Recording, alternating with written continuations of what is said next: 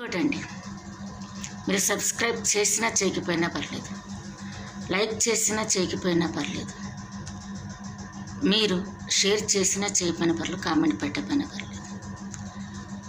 ఈ నా మాటలు మీ హృదయాలకి తగిలితే, దేవుని సన్నిధిలో మీరు కట్టబడితే, ఇసుక మీద కట్టిన ఇల్లులా కాకుండా బండ మీద కట్టిన ఇల్లులాగా మీరు దేవుని సన్నిధిలో అంటే దేవుళ్ళు ఆ బలంగా కుటుంబాలు కట్టుబడితే చాలండి. అదే నాకు సంతోషం. అది నాకు తెలియక్కర్లేదు, నేను చూడక్కర్లేదు, దేవుడు చూస్తే చాలు. నేను డబ్బుల కోసం యూట్యూబ్ ఛానల్లో చెప్పట్లేదండి. దేవుని ప్రేరేపణతో మరి దేవుడు ఈ విధంగా ఎందుకు చూపిస్తున్నా నాకైతే తెలీదు. మీరు సబ్స్క్రైబ్ చేయకపోయినా పర్లేదు, నేను చేయమని చెప్పను. మీరు వింటే చాలు, మీకు ఉపయోగకరంగా ఉంటే చాలు. Thank you. మీ అందరికీ మరొకసారి వందనాలండి. మొన్న ఒక వారం క్రితం ఒక వీడియో పెట్టున్నాను కదా,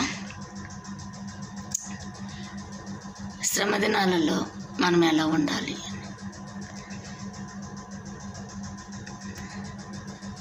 ఇస్కరియోతు యూదా గురించి మాట్లాడుకుందాం, పేతురు గురించి మాట్లాడుకుందాం.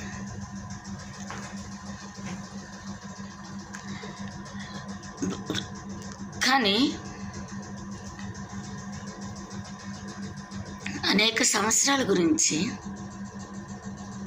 వాళ్ళు చేసిన తప్పులే వేలెత్తి చూపిస్తుంటారు. కానీ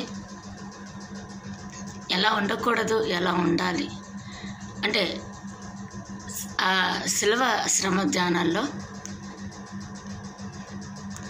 మనం ధ్యానించడానికి అనేక విషయాలు ఉన్నాయి. అయితే ఈరోజు బొంకిన పేతురు గురించి మాట్లాడుకుందాం.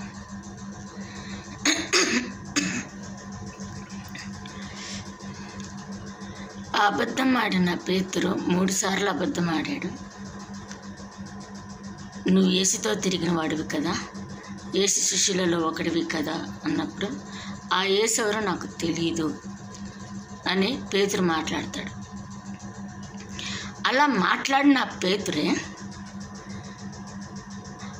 ఒక్కరోజు దేవుని గురించి మాట్లాడినప్పుడు 3000 మంది బాప్తిసం రక్షణలోకి వచ్చారంట.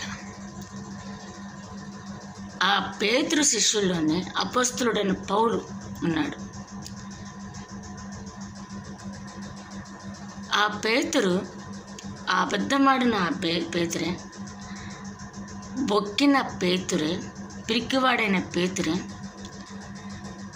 యేసయ్య చనిపోయాక ఆయన కనపడ్డాక నిన్ను మనుషుని బట్టి జాలరుగా చేస్తున్నా అన్నప్పుడు పరిశుద్ధాత్మ కొరకే వేడుకొని పరిశుద్ధాత్మను పొందుకొని అనేక మందికి మాదిరిగా ఉన్నాడు. అనేక మందిని మార్చాడు కూడా. యేసు కొరకు చనిపోవడానికి కూడా సిద్ధమయ్యాడు. సర్వలోకానికి వెళ్ళి ప్రకటించిన 12 మంది శిష్యులు పేతురు ముఖ్యుడు. పేతురుకి వేలెత్తి చూపే అంతటోలో అయ్యామా మనము? ఆయన గొప్ప శిష్యుడయ్యాడు, గొప్ప అత్తసాక్షి అయ్యాడు. నువ్వు అవ్వగలవా? రేపటి రోజున ఆయన 2వ రాకడలో నువ్వు గనక కలిగే టైం వస్తే ధైర్యంగా నువ్వు దేవుని కొరకు నిలబడగలవా? నేను అనుకుంటా. రేపటి రోజు దేవుని కొరకు నిలబడాలని ఒక టైం అనేది నాకు వస్తే నేను పేతురులాగా పారిపోతానా, లేకపోతే మళ్ళీ అదే పేతురులాగా ధైర్యంగా ఉంటానా అని ఆలోచించండి ప్రియులారా. చేపలు పట్టిన పేతురు దేవుడు పిలిచినప్పుడు ఆ చేసే పని మానేసి దేవుని పనిలోకి వచ్చాడు. అనేక మందిని మార్చాడు. ఈ రోజుల్లో ఎంతగానో కష్టపడి ఎంతో చదువులు చదివి ఎంతో అభిషేకంతో ప్రేరేపణతో వాక్యాలు చెబితేనే ఒక్కరిద్దరు మారుతారండి. మహా కష్టపడితే ఒక వారానికి ఎన్ని సంవత్సరాలు పడతాయో ఒక ఆత్మ పట్టుకోవడానికి. కానీ పేతురు ఒకే ఒక్క రోజు అభిషేకంతో ప్రసంగం చేస్తే 3000 మంది మారారు. అట్లాంటి అనుభవాలు ఉన్నాయా మనకి? నాకు తెలిసి మహా ప్రసంగకులకే లేదండి. ఈ రోజుల్లో దేవుని కొరకు నిశ్చయముగా నిలబడిన ఏ సేవకుల్లో కూడా లేదు. ఇంత కష్టపడి దేవుని ఆత్మ ప్రేరేపణతో తలంపులతో ఈ రకంగా యూట్యూబ్లో వాక్యాలు చెబుతుంటేనే ఎవరు చూడలేదు, మారట్లేదు. మహా బహిరంగ సభలు పెట్టి ఉపవాస కొడుకులు పెట్టి ఎంతగానో రేయింబోలు ప్రసంగిస్తున్నా కూడా మారట్లేదు. మనం పేతురుకి వేలెత్తి చూపిస్తున్నాం. దేవుడే మంచి సాక్ష్యం చెప్పాడు కదా, పేతురు నువ్వు కెఫా అవుతావని. అంటే నా సంఘము నీ మీద కట్టబడిద్దని. నా యొక్క పరలోకపు తాళపు చెవులు నీ చేతికి ఇస్తున్నాను. నువ్వు వేయబడితే తెరిచేవాళ్ళు ఎవరున్నారా?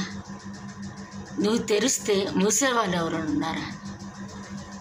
ఒక్కటి చెప్తున్నాను ప్రియులారా, అవంలాగా అబద్ధమాను, ఆదాంలాగా అబద్ధం.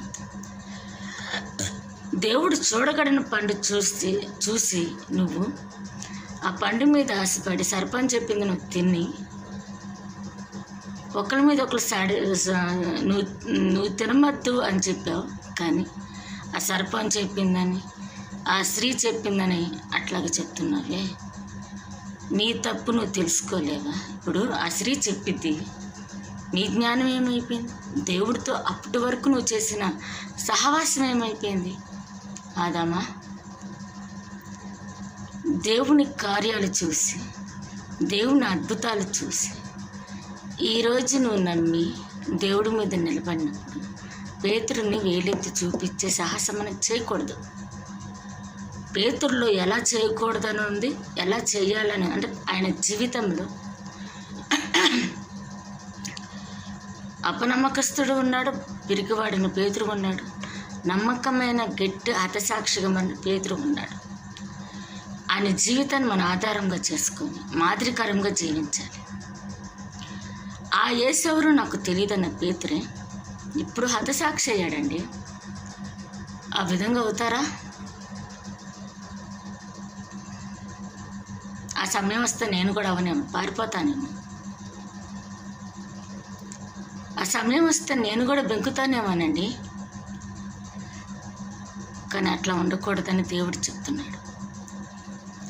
ఒరిస్సా ప్రాంతంలో కానీ, ఆ మణిపూర్లో కానీ ఎంతమంది పాస్టర్స్ కుటుంబాలు, యవ్వన బిడ్డలు, ఆడపిల్లలు వస్త్రహీనంగా కాల్చబడ్డారు. ఆరులోకి పరలోక జీవం ఉంటుందండి, మనకు ఉంటుందా? నాకైతే నమ్మకం లేదండి. ఎందుకంటే నాకే ఉండదు.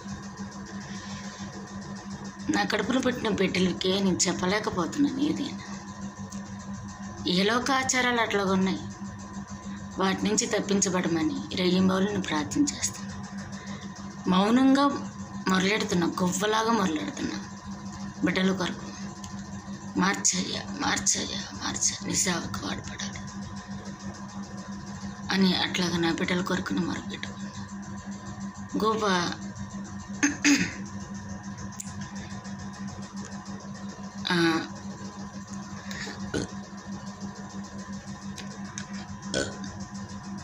మొరపెట్టుకుంటున్నాను బిడ్డల కొరకు.